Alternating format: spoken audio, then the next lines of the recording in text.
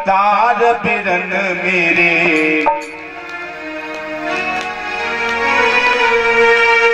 कि मोई दी और चौकी तार बिरन मेरे राखी की बधाई। मोई दी और चौकी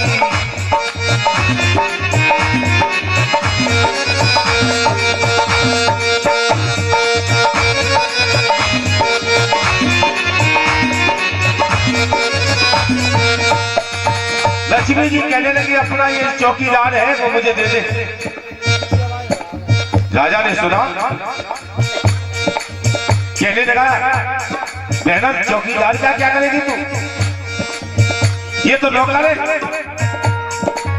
लक्ष्मी जी कहने लगी देख भैया जी चौकीदार तुम्हारो रे जी मोई लाग तो है अति प्यारो रे मोई लाग तो जाय मामू धीरे भर तार बदल जा राखी की बधाई। धीरे जाय मामू की भर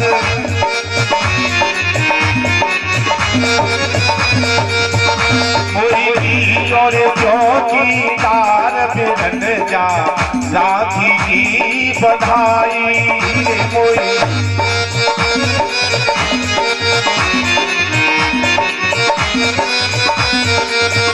लक्ष्मी जी ने कही देख भैया तेरे इस चौकीदार से मुझे प्यार हो गया है, मैं इसे अपना पति बनाना चाहती हूँ। राजा वन आसंकित हो गया, उठ के खड़ा हो गया, कहने लगा बहना राजाओं के समाज में मेरी नाक कटाएगी, तू मेरी बहन है। अरे तू कहे तो दुनिया में अच्छे से अच्छा लड़का ढूंढ के तेरी शादी करा दूंगा। घर के नौकर से ब्याह करेगी तो मेरी नाक कट जाएगी ना। लक्ष्मी जी ने कही देख भैया मुझे तो इसी से प्यार है, शादी करूंगी तो इसी से, नहीं तो सारी जिंदगी तुम्हारी रहूंगी। राजा बन समझ गया, कहने लगा बहना एक बात बता, तू हमारे घर में आ गई, हमारी बहन बन गई, हमसे वचन ले लिया पर ये नहीं बताया तू है कौन, कहां से आई है। लक्ष्मी जी कहने लगी सुन भैया मोई इनकी याद सताई रे मोई इनकी याद सताई रे मोई बैकुंठ छोड़ी मेरे भाई रे मैं तो आई हूँ तेरे द्वार बिरन जा राखी की बधाई रे। मैं तो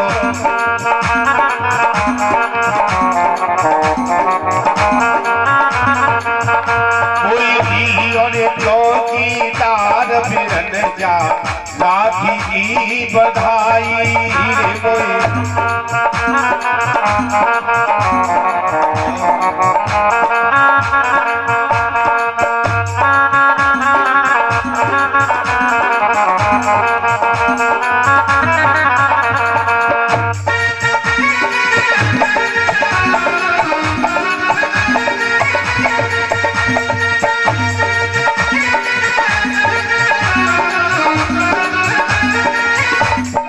राजा बोले सुनाओ ये तो लक्ष्मी है, ये लक्ष्मी है। राजा बोले सर थाम के बैठ गया, कई बहना एक बात पूछूं, तेरे खानदान में इस काम के अलावा कोई दूसरा काम नहीं होता? अरे तेरा पति बामन अंगुल का बन के आया, मेरा सब कुछ लूट ले गया। लेकिन लक्ष्मी तुझे बताऊं, सब कुछ जाने के बाद भी मैं कंगाल नहीं हुआ, लेकिन आज तूने मुझे कंगाल बना दिया। बहन बनके जो तूने मेरे साथ किया है, ऐसा तो तेरे पति ने भी नहीं किया। गरीब राजा बने उस समय नहीं, आज हो गया। लेकिन तू भी क्या कहेगी, ये मैं अपना चौकीदार तुझे देता हूं। लक्ष्मी जी ने हाथ जोड़े कहियो भैया, मेरे भात बढ़े दिन दूनों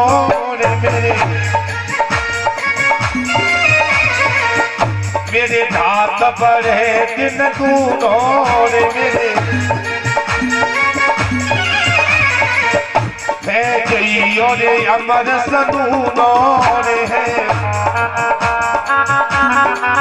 ये भैया आज के बाद ये जो राखी मैंने बांधी है, ये दिन रक्षाबंधन के नाम से संसार में जाना जाएगा। और जब जब बहन अपने भाई की कलाई में राखी बांधी जाएगी, उस समय तेरा नाम किया जाएगा।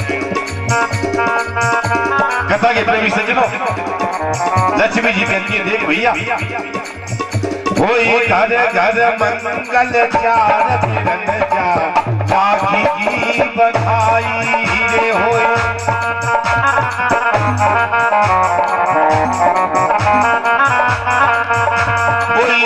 और चौकीदार बिरन जा, राखी की बधाई रे मोए।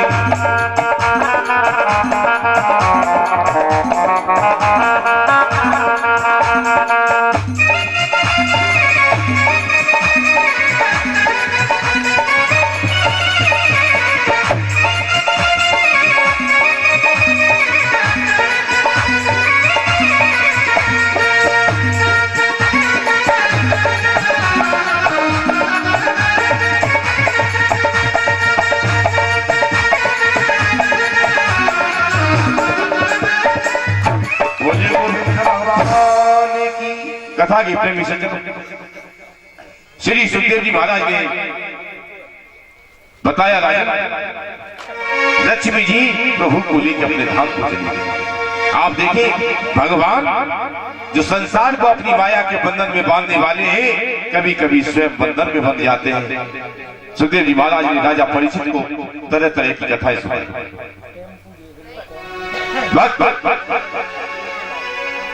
और भगवान की महिमा का वर्णन किया। इसके बाद श्री सुखदेव जी महाराज ने राजा परीक्षित को पावन सूर्यवंश की कथा सुनाई। बताया राजा सूर्यवंश में वैसे तो अनेकों प्रतापी राजा हुए, और इतना पावन वंश है भगवान सूर्य का, यह 7 दिनों तक वर्णन किया जाए तो भी उन दिव्य कथाओं का वर्णन हो नहीं सकता।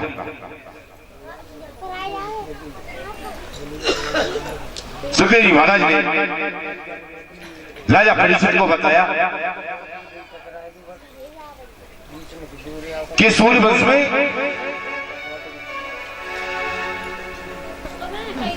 अनेकों प्रतापी राजा पैदा हुए। ये सूर्यवंश का आविर्भाव कैसे हुआ, सुखदेव जी महाराज ने बताया। भगवान नारायण की नाभ सरोवर से कमल, कमल से ब्रह्मा, और ब्रह्मा से मरीच, मरीच से कश्यप, और कश्यप से विवस्वान सूर्य पैदा हुआ। और सूर्य का जो वंश आगे चला वही वंश सूर्यवंश कहलाया। इस वंश में विकुच, निमि और दंडक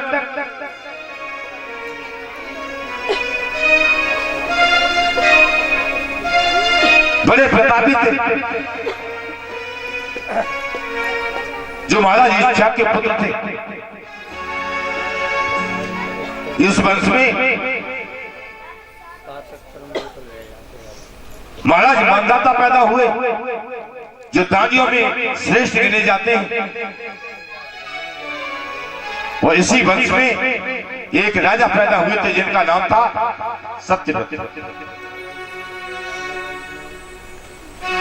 वो सत्यव्रत का दूसरा नाम त्रसंकु। सत्यव्रत का नाम त्रसंकु क्यों पड़ा, सुखदेव जी महाराज बताते हैं। राजन, त्रसंकु का अर्थ होता है त्रि माने 3 और संकु माने पाप। उन्होंने अपनी जिंदगी में 3 पाप किए थे। पहला, विवाह मंडप से एक ब्राह्मण कन्या का है। दूसरा, गुरु वशिष्ठ की गाय की हत्या। और तीसरा, गुरु का अपमान। अक्षम्य अपराध कर दिए।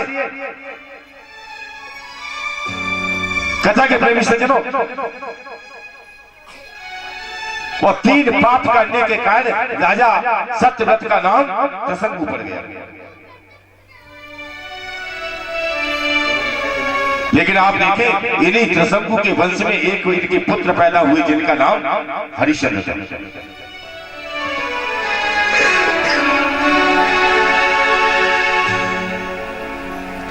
ये जन्म जन्मांतर की तपस्या है। पापी के घर भी धर्मात्मा पैदा हो जाते हैं। हरिश्चंद्र पिता के बाद राजगद्दी पर विराजमान। हरिश्चंद्र की पत्नी का नाम लोग तारा बताते हैं, शैब्या बताते हैं, लेकिन एक तीसरा नाम और आया है देवी भागवत। हरिश्चंद्र की पत्नी का नाम माधवी है। माधवी नाम है।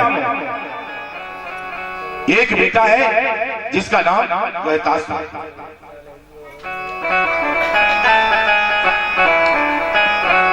इन्होंने बहुत यज्ञ की, बहुत सा दान दिया, ब्राह्मणों को संतुष्ट किया दक्षिणा देकर। इनका यश तीनों लोकों में फैलने लगा। एक बार देवताओं की सभा लगी हुई थी और देवताओं की सभा में विश्वामित्र और वशिष्ठ दोनों महात्मा बैठे हुए थे। देवताओं ने पूछा, महाराज इस समय तीनों लोकों में श्रेष्ठ राजा कौन? विश्वामित्र जी बोल नहीं पाए, तब तक वशिष्ठ जी उठ के खड़े हो गए। कहने लगे, देवताओं इस समय तीनों लोकों में हरिश्चंद्र समो राजा न भूतो न भविष्यति, सत्यवादी तथा दाता सूर्य परम धार्मिक। हरिश्चंद्र के समान सत्यवादी, दाता, धार्मिक राजा न हुआ है, न है और न भविष्य में होगा। जिस समय सुना विश्वामित्र जी कहने लगे, वशिष्ठ जी झूठ बोल रहे हैं। मैं मानता हूं कि राजा सत्यवादी है, लेकिन उसके समान कोई नहीं है। ये झूठी खबर है। कथा के प्रेमी सज्जनों, विश्वामित्र कहते हैं यदि ऐसा है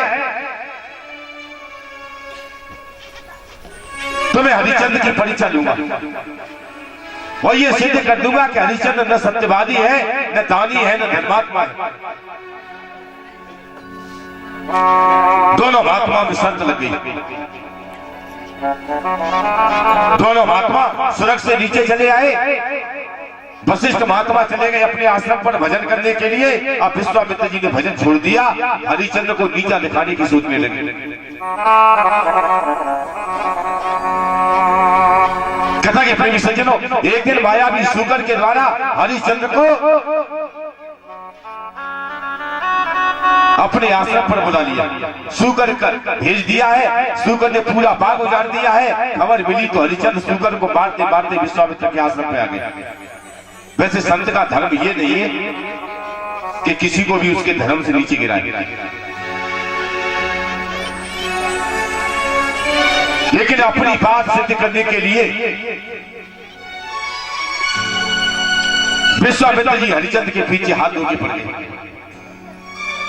राजा शूकर का पीछा करता हुआ विश्वामित्र के आश्रम पर आया। सामने देखा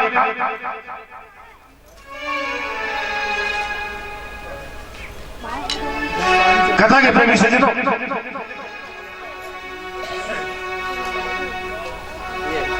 हरिश्चंद्र के सामने आ गए। विश्वामित्र कहने लगे, राजन तुम आज देव योग से एक ऐसे पवित्र तीर्थ पर आ गए हो जहां जाने से जीव के सारे पाप कट जाते हैं,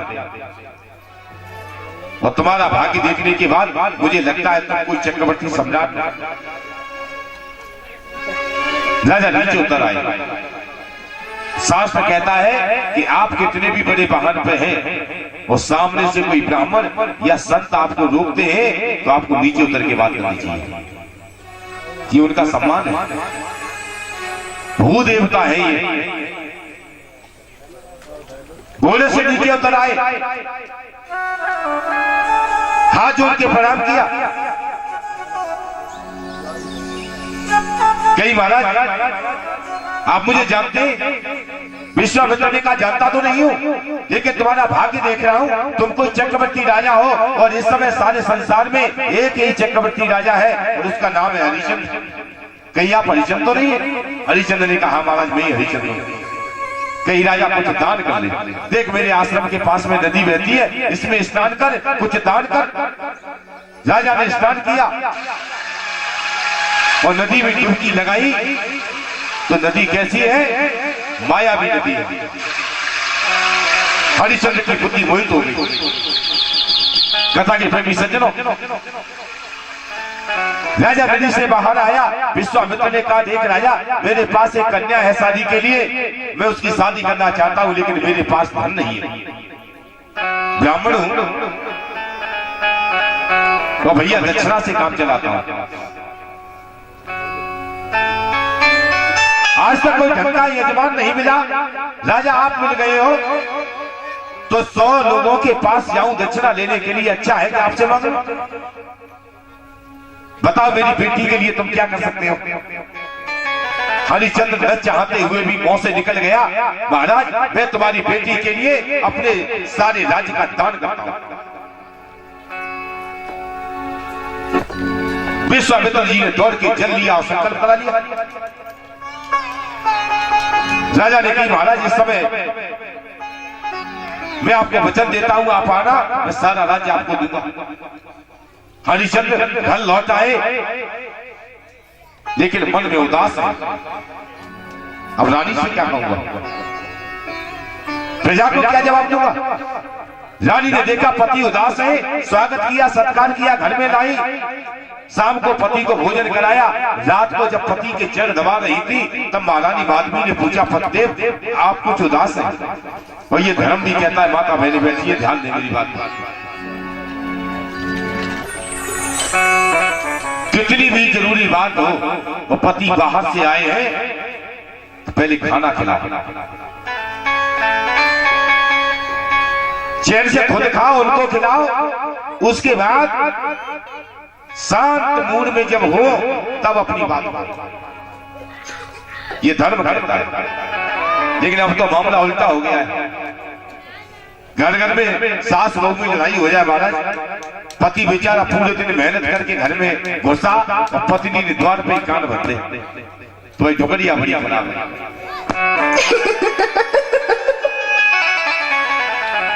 ये धर्म नहीं कहता है। रानी ने रात को जब पति की चरण सेवा कर रही है तो पूछा महाराज क्या हुआ? राजा ने कहा देवी अनर्थ हो गया, मैंने एक ब्राह्मण देवता को अपने सारे राज्य का दान कर दिया। रानी हंसने लगी, महाराज क्या बुरा हो गया? आज तक राज्य के झंझट में फंस के अब भगवान को भूल गए थे, भजन नहीं कर पा रहे थे। अब राज्य नहीं होगा, आराम से बैठ के एकांत में ईश्वर का भजन करेंगे।